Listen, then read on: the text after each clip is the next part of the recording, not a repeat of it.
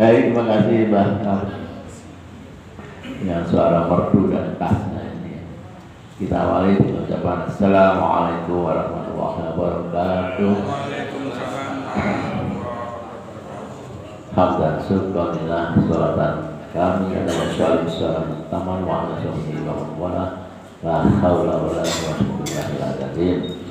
Jamaah majelis subuh Allah, baik yang sudah join di online pagi ini dan juga yang ada di masjid Istiqomah rahimahullah. Mari sama-sama kita simak tafsir ayat An-Nisa ayat 21 sampai 30. Dan ini sudah periode ketiga. Dari yang keempat nanti Mas Haji Abdul Malik untuk menyampaikan selingan ya. Baik, apa saja yang akan kita bahas di ayat-ayat ini secara ringkas. Kalau nggak kita ringkas, mungkin 10 ayat itu bisa berhari-hari dan juga 10 slide tidak cukup, makanya itu juga ringkas. Untuk memperdalam jauh ya mungkin ada bacaan yang saya di copy dibaca dan juga di perbandingan buku tafsir. Baik, judulnya adalah fikih perjodohan. Jadi fikih perjodohan itu ruwetnya hampir sama dengan fikih faraid yang lalu kita bahas. Ruwet ya. Jadi apakah nggak dipahami bisa salah nikah ya. Nah itu harus betul-betul dicermati, dipahami, karena tidak mungkin dalam pertemuan yang sangat singkat ini kita membahas secara detail. Kita hanya kulitnya saja ya. Untuk lebih mendalam bisa jabri, bisa dengan cara yang lain, lebih khusus kita diskusikan ya. Kita di sini hanya membahas kulitnya saja. Ini namanya kuliah subuh S2 ya. S2 ya. Meskipun sudah ada S2 ya. Yang S2 berarti S3. Loh, maksudnya datang ya, alhamdulillah. Paling sebentar lama. Ya, baik. Apa saja toh isinya dari ringkasan ini kita lihat ya sama-sama. Dan nanti di pertama ini ibu sudah siap untuk menerima kasihan ya. Ini penting loh ibu ini nikahkan anaknya, cucunya harus jangan sampai salah. Boleh sambil ngemil, boleh sambil makan besar. Ini ada nasi uduk, nasi besar. Nah, oke. Kita lihat yang di ayat 21 ini, ya. Allah menegaskan tentang larangan meminta kembali mahar kepada istri sebab sudah tidak menyintai lagi. Jadi kalau suami itu tidak menyintai lagi kepada istrinya, kemudian dia mentalak karena dia ini saya sudah mentalak kan ini Mas Anto. Nggak ada ya. Mentalak istrinya, kemudian meminta kembali maharnya ya, emas yang diberikan itu nggak boleh, itu haram. Kenapa haram? Karena sudah melakukan hubungan sebagai suami istri ya, baik belum memiliki keturunan apalagi sudah bernafsu. Nah, ada kan begitu? Ada banyak kasus di masyarakat seperti ini, minta uang kembali, minta uang Jawa ngarani saling meleh gitu kan. Aku di sini tuku iki tak jaluk aku tuku iki. Nah ini itu haram. Enggak boleh ya. Cerai saja, cerai saja nggak boleh. Nah, tapi pasti ada saja permintaan istri untuk menafkahi anaknya, misalnya untuk ganti rugi waktu pernikahan, itu berapa gitu. Nah, Saya juga termasuk yang banyak dimintai pendapat seperti itu di kalangan masyarakat. Ya. Baru saja selesai juga ini ada di kampus Cerai, kemudian ketua pengadilannya gedok mintanya 80 juta, si istri hanya gedok 20 juta 20 juta gitu. Jadi si mantan suami yang memberikan keputusan pengadilan negeri ya, beragama PA, dan serta sudah terikat dengan perjanjian Mahabharat, sumpah di atas Al-Quran, atau kita sebut biasanya Mitsaqul Ghalidha.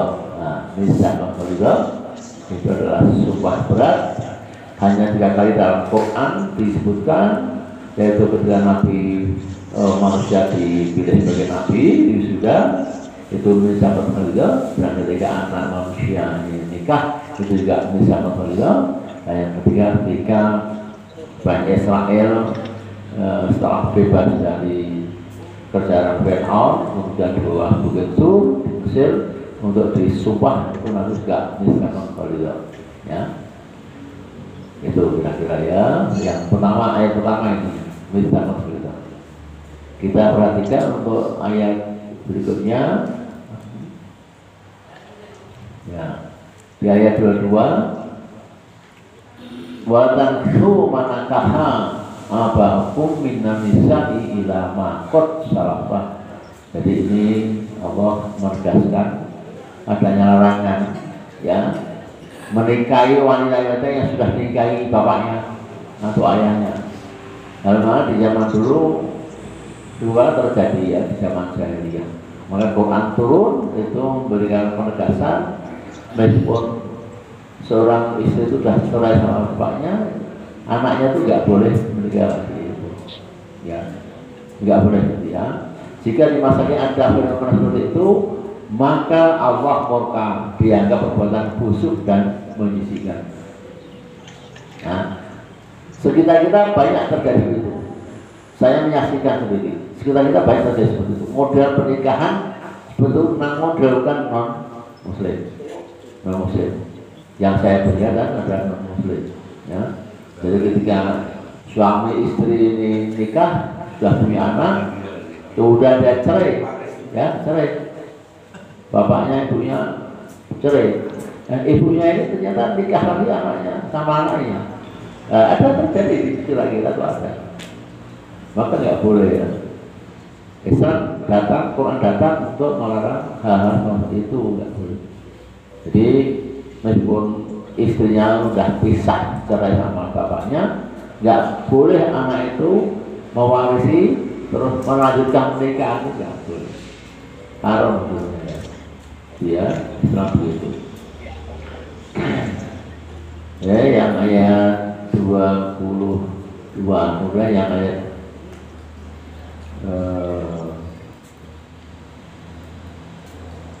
23 ya, hurimat ammatuhum wa banatukum wa akhwatukum. Jadi maksudnya apa? Ini luas sekali ya, sangat luas sekali. Diharapkan atas kamu ya, ibu-ibumu, maksudnya mengawini mereka, dan ini mencakup nenek baik dari pihak bapak-bapak maupun bapak ibu. Ini kayak hukum waris ini, kayak apa waris? Panjang sekali ya. Kalau saya muat ini mungkin 10 halaman, 10 slide ya cukup ini ya, dalil ini ya. Ini hanya ringkasan saja ya. Mengenai ini anak-anak perempuan terjudulnya perempuan terus ke bawah, saudaramu yang perempuan dari pihak bapakmu bapak ibu, nah itu ya, saudara-saudara bapakmu yang perempuan termasuk pula saudara-saudara kakekmu, saudara ibumu yang perempuan, dan lanjutan bagi sekali. Termasuk pula saudara nenekmu, anak-anak perempuan dari saudaramu yang laki, ya laki-laki, anak-anak perempuan, dan seterusnya, ini banyak. Maka satu situ lihat lampiran. Nah, lampirannya ada di PPT ini yang banyak sekali ya. Mungkin kalau butuh apa ya, pengetahuan lebih jauh, lampirannya nanti kita bisa kirim ke grup, atau yang butuhkan bisa saya beri, yang saya kirimkan. Kayaknya banyak sekali gitu ya. Dan ini nggak perlu dihafal, tapi harus kayak faraid itu nggak perlu dihafal, susah, banyak sekali. Sebaiknya dipahami dan dibaca. Jadi kalau ada kasus dibaca, ada masalah dibaca, gitu ya. Baik faraid maupun hukum persetujuan. Itu Quran begitu. Baik, di halaman di set ayat berikutnya. Ya, betul.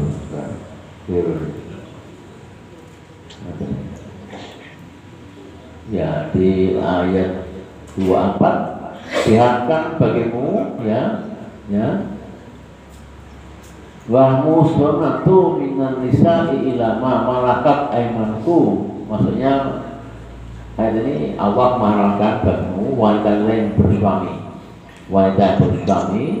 meski mereka merdeka dan budak, ya, wanita yang merdeka atau budak untuk dikawini sebelum bercerai dengan suami, itu wajar ya, si bersuami, meskipun mereka itu ada masalah, ada problem rumah tangganya, nggak boleh seperti itu ya. Dan beberapa agama Islam, kecuali wanita yang kau miliki, yakni hamba-hamba sahaya yang tertawan. Nah ini ketika jahiliyah perang itu, maka yang ditawan, wanita-wanita yang ditawan, istri-istrinya kaum kafir Quraisy yang ditawan oleh mujahidin itu boleh dinikahi, ya, hukumnya begitu ya. Dan sekarang nggak ada perang-perang seperti itu, nggak tahu kok nanti perang ambalat ya. Ambalat. Maka mereka boleh kamu campuri walaupun mereka punya suami di negeri perang. Jadi masih punya suami belum cerai tapi di negeri perang ya, kita nggak perang begini kan. Jadi setelah istibra itu membersihkan rahimnya sebagai kesempatan dari Allah. Nah, istibra atau kalau apa itu ibu-ibu namanya? Ibu-ibu, halo ibu-ibu, halo.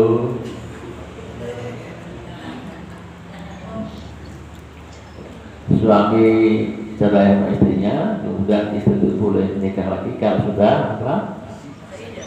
Wahida. Berapa lama?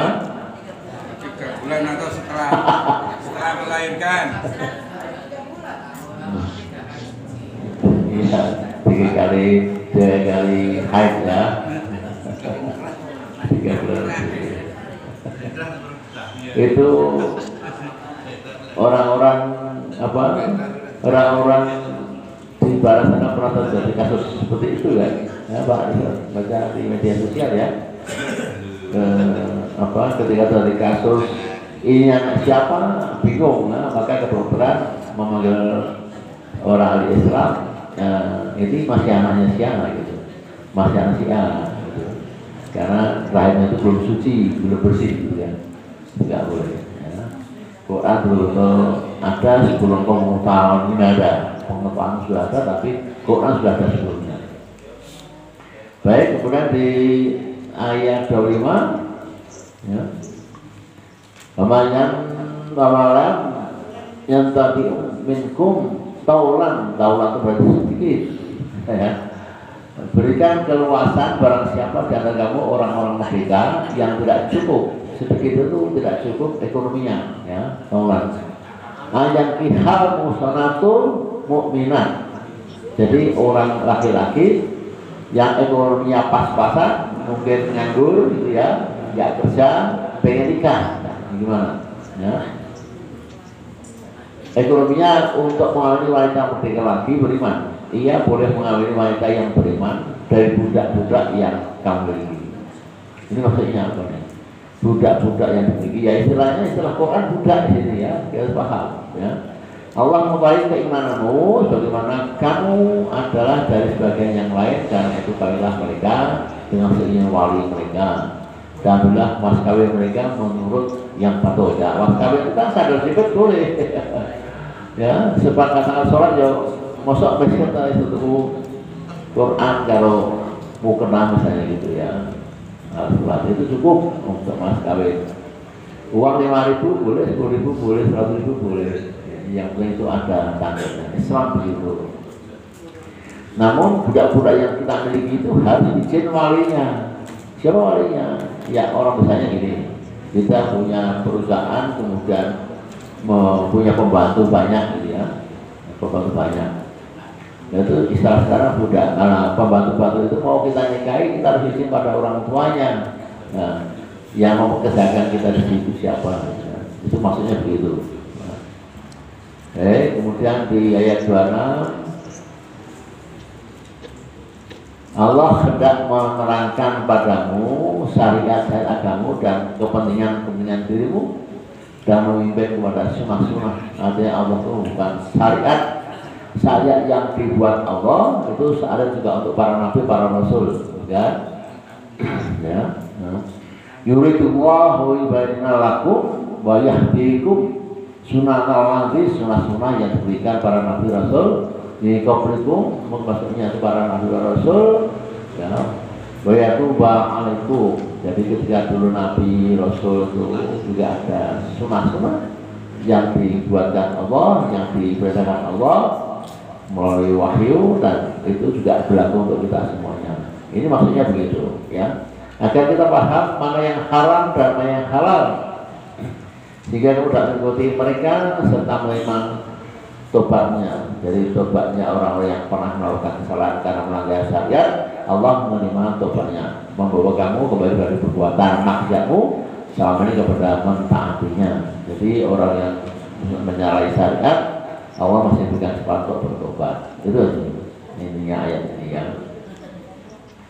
Baik, kemudian di ayat berikutnya, di ayat 27 ini, Allah hendak menerima tobatmu, diulangnya di ayat ini untuk menjadi dasar pembinaan. Maksudnya sementara orang yang hanya nafsunya, ya, orang yang hanya bernafsu, nafsu serakah, nafsu ingin memiliki wanita banyak macam-macam, ini diatur, ya. Yaitu orang-orang Yahudi, Nasrani dan Majusi yang disebut dalam tafsir ini, ya, yang gemar berzina, ya, gemar berzina agar kamu berpaling sejauh-jauhnya, artinya menyimpang dari kebenaran dengan sebuah apa yang diharapkan jika kamu akan menjadi seperti mereka. Jadi maunya orang-orang Nasrani, Majusi dan Yahudi itu kita ngikuti mereka, gitu kan, untuk berbuat maksiat kepada Allah, melanggar fikih-fikih Allah.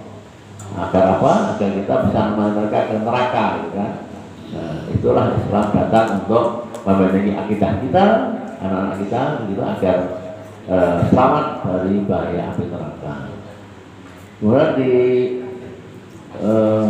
ya, Allah yaitu an yatuba alaikum wa yatubullah alaihi, ya, dan seterusnya. Ini artinya tadi disebutkan memberikan kemudahan untuk umatnya, umat Muhammad, ya, dan bisa menerima tobatnya. Ya. Kemudian di berikutnya di ayat 28 Allah hendak memberi keringanan, artinya memudahkan hukum-hukum syariat, ya, karena manusia dijadikan bersifat lemah, tidak tahan, ya, ini tidak tahan menghadapi wanita dan godaan seksual. Ini pada dasarnya gitu, ya, laki-laki itu tidak tahan menghadapi wanita dan godaan seksual. Ini tahnya begitu, maka dibuatlah syariat yang betul, ya. Yuridullah an yukhaffifa ankum wa khuliqal insanu dha'ifa. Dari lemah kita menghadapi wanita dan juga masalah seksual, maka ada aturan-aturan yang harus ditaati. Kemudian di ayat berikutnya 29 Allah tegaskan, hai orang-orang beriman, janganlah kamu makan harta, ini harta dengan cara yang batil. Yang batil itu gimana? Di sini disebutkan dengan riba, misalnya, ya, riba, kemudian gosok atau merampas hurur, karena itu, ya, dan juga mungkin judi dan lain sebagainya, ya, kecuali terjadi secara dengan perniagaan. Tapi perintah Allah dengan cara jual beli pernikahan itu halal. Menurut Qiraj dengan baris di atas sedangkan maksudnya adalah harta tersebut, harta pernikahan yang berlaku dengan suka sama suka di antara kamu berdasarkan kerelaan hati masing-masing, maka bolehlah kamu memakannya. Ini di ayat 29 ya. Ya, oke. Kemudian di ayat terakhir ringkas saja. Ya, ayat terakhir ini banyak balika matubuan namuman Fanauba yusrihi narah. Jadi artinya Allah mengingatkan kita dan siapa berbuat demikian yang tadi itu, yang riba, yang osab, yang hurur, yang judi, yang maksiat dengan melanggar hak, menjadi orang yang aniaya dan fasik ya, maka akan dikatakan ia ke dalam neraka. Ini ancaman Allah. Ia akan dibakar hangus di dalamnya, dan demikian itu bagi Allah amat mudah atau yang gampang ya. Ini ada nanti ya. Jadi 10 ayat sudah kita terangkan tafsir ringkasnya. Semoga kita bisa menyelami ya, dan kita tutup dengan satu ayat Fadhkuru yadhkurkum wasburu wala takfurun. Maka ingatlah kepadaku, aku pun akan ingat. Jadi kalau ingat pada Allah, Allah selalu akan ingat pada kita. Ketika kita nggak tahu pada Allah, Allah akan pasti menolong kita karena kita ingat selalu pada Allah. Dimanapun, di saat bahagia, dia bersuka, dia sedih, kita ingat pada Allah. Zikrullah di jalan dimanapun, Allah akan berikan pertolongan. Ya, ini yang penting ya. Kemudian ada hadis qudsi yang sebut di sini, diriwayatkan Muhammad dari Allah Taala yang berbunyi, jika hambaku mendekat kepadaku sejengkal, maka aku akan mendekat kepadamu sehasta. Ya. Jika ia mendapat kepadaku dengan sehasta, aku akan mendekat kepadanya sedepa. Sedepa itu sak depa berapa itu. Jika ia datang kepadaku dengan berjalan, aku akan mendekatinya dengan berlari. Dari Anas bin Malik radhiyallahu anhu. Ini kata majasi ya. Ingat ya Bapak Ibu, kata majasi artinya kalau kita selalu zikrullah, selalu dekat pada Allah, maka jangan khawatir, pasti ada pertolongan dari Allah dalam semua kesulitan dan semua hambatan. Ya, ingat itu. Jadi kalau kita hanya dekat pada Allah ketika kita susah, ketika kita ada masalah, maka Allah pun akan menjauhi. Oh, kamu datang hanya kalau masalah. Ada masalah atau teko ya, gitu ya. Ini penting ya. Dan itulah kira-kira yang dapat kita sampaikan, dan kita jumpa lagi nanti minggu depan ya. Agendanya seringan oleh Ustadz Haji Abdul Malik SEMAKD. Ada orangnya di sini ya. Ya, insyaallah. Assalamualaikum warahmatullahi wabarakatuh. Waalaikumsalam warahmatullahi wabarakatuh.